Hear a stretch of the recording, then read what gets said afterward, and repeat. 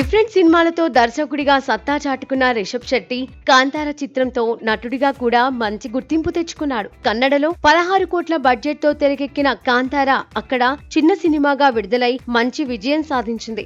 ఆ తర్వాత తెలుగు, తమిళ, హిందీ భాషల్లో కూడా విడుదల చేసి భారీ విజయాన్ని నమోదు చేసింది. థియేట్రికల్ పరంగా దాదాపు 400 కోట్లకు పైగా కలెక్షన్స్ ను సాధించి అందరికీ షాక్ ఇచ్చింది. కాంతార చిత్రంలో అద్భుతమైన నటన కనబరిచినందుకు రిషబ్ శెట్టి ఉత్తమ జాతీయ నటుడిగా అవార్డు కూడా అందుకున్నారు. కాంతార చిత్రానికి ఉన్న క్రేజ్ తోనే కాంతార చిత్రానికి ప్రీక్వెల్ ను తెరకెక్కించాలని రిషబ్ శెట్టితో పాటు హోంబోలే ఫిలిమ్స్ డిసైడ్ అయ్యారు. ఈ చిత్రంతో కన్నడ నాట భారీ సినిమాలను తెరకెక్కించాలని అక్కడి మేకర్స్ డిసైడ్ అయ్యారు.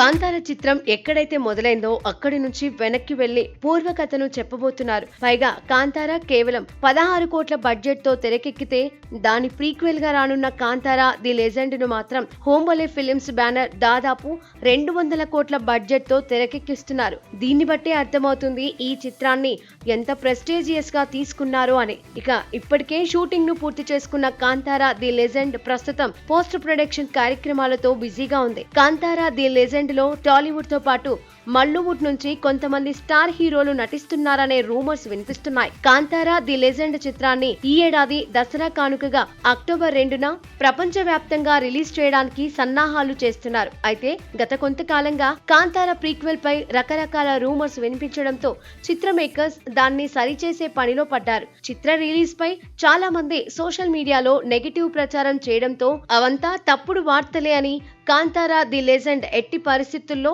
అక్టోబర్ 2న విడుదల చేసి తీరుతామని చిత్ర మేకర్స్ అయిన హోంబోలే ఫిలిమ్స్ తెలిపారు.